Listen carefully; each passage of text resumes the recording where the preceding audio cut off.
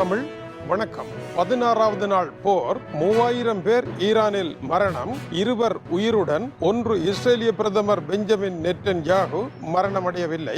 2 ஈரானினுடைய அதி உயர் மத தலைவர் மொய்டபா காமைனி மரணமடையவில்லை, உயிருடன் இருக்கின்றார். இந்த இருவரும் போரை தொடர இருக்கின்றார்கள். போரை இப்பொழுது முடிக்க முடியாது, மேலும் 3 வாரங்கள் செல்லும் என்று இஸ்ரேல் அறிவிப்பு. அமெரிக்கா அதற்கு இணக்கம். எனவே போரில் வெற்றி இல்லை. அமெரிக்க அதிபர் நினைத்தது நடக்கவில்லை. இதனால் போரை தொடர்ந்து நடத்த வேண்டி இருக்கின்றது. கடந்த 24 மணி நேரங்களில் 16வது நாளை தொட்டிருக்கின்ற இந்த போரானது அமைதி பேச்சு ஒன்றின் மூலமாக முடிவடைய முடியுமா, அதற்கு இயலுமா என்கின்ற அடிப்படையில் 3 முக்கிய தளங்கள் பேச்சுவார்த்தைகளை நடத்தின. அமெரிக்க அதிபர் அந்த 3 முக்கிய தளங்களையும் நிராகரித்திருக்கின்றார். ஏனென்றால் பேச்சுவார்த்தைகளை நடத்துவதற்கு இன்னமும் தருணம் வரவில்லை என்று கூறியிருக்கின்றார். ஏன் இன்னமும் தருணம் வரவில்லை என்ற கேள்விக்கு, முதலாவது, ஈரானை கட்டுப்பாட்டில் கொண்டு வர தாங்கள் நினைத்ததை அடைய ஈரான் இன்னமும் பலவீனம் அடையவில்லை என்று கூறுகின்றார். அந்த பலவீனத்தை அடைகின்ற பொழுதுதான் ஈரான் தன்னுடைய அணு ஆயுத கட்டமைப்பு தொடர்பாக செய்யப்பட்ட அனைத்து கண்டுபிடிப்புகளையும் அனைத்து இரகசியங்களையும் அமெரிக்காவிடம் ஒப்படைக்கின்ற நிலைக்கு வரும் வரை இந்த தாக்குதல்கள் தொடரும் என்று அவர் குறிப்பிடுகின்றார். இஸ்ரேலும் அதைத்தான் கூறுகின்றது. நேற்று இரவு 1000 இலக்குகளில் தாங்கள் தாக்குதலை நடத்தியதாகவும் இஸ்ரேல் தெரிவிக்கின்றது.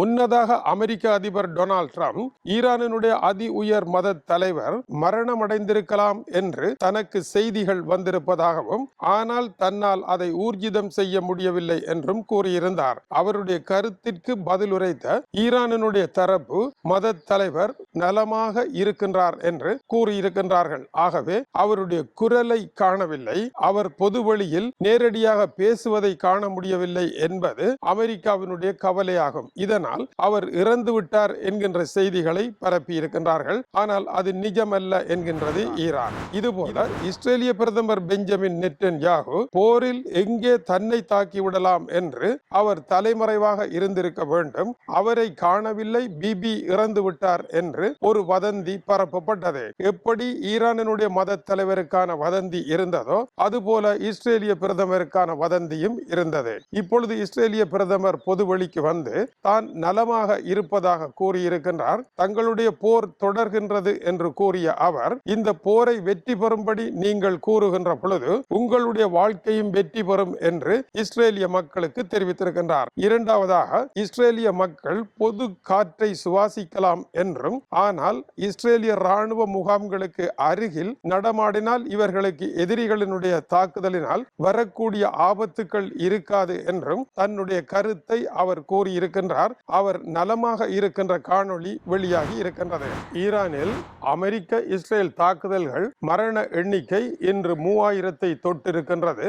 இதில் 300 வரையான சிறார்கள் கொல்லப்பட்டிருப்பதாகவும் தெரிவிக்கப்படுகின்றது. இந்த நிலையில் கோடை காலத்தில் நடைபெற இருக்கின்ற உலக கிண்ண உதைபந்தாட்ட போட்டியானது அமெரிக்கா, கனடா, மெக்சிகோ ஆகிய 3 நாடுகளில் நடைபெற இருக்கின்றது. இந்த 3 நாடுகளில் ஈரானினுடைய அணி அமெரிக்காவில் தான் விளையாட போகின்றது. அவர்களுடைய அணியில் இருக்கின்ற 4 நாடுகளினுடைய அணிகளும், எகிப்து, ஈரான், பெல்ஜியம் ஆகிய நாடுகள் இந்த அணியில் இருக்கின்றன. இந்த 4 அமெரிக்காவிலேயே விளையாட வேண்டும். அமெரிக்க அதிபர் டொனால்ட் ட்ரம்ப் ஈரானினுடைய அணிக்கு தமது பாதுகாப்பு உறுதியாக கூற முடியாது என்றும், அவர்களுக்கு ஏதாவது விபரீதம் நடந்தால் தான் அதற்கு பொறுப்பில்லை என்றும் கூறியிருக்கின்றார். எனவே ஈரானிய அணி அமெரிக்காவில் விளையாடக்கூடாது என்பது அவருடைய விருப்பம். அவர்கள் விளையாடுவார்களாக இருந்தால் அவர்களுக்கு வழங்கப்படுகின்ற பொதுமக்களினுடைய ஆதரவு அமெரிக்க அதிபருக்கு பலத்த சங்கடங்களை ஏற்படுத்தலாம். இதனால் ஈரானினுடைய விளையாட்டுத்துறை அமைச்சர் இந்த போட்டிகளை அமெரிக்காவில் இருந்து மெக்சிகோவிற்கு நகர்த்த முடியுமா என்று முயற்சிகளை எடுத்திருப்பதாக அறிவிக்கப்படுகின்றது.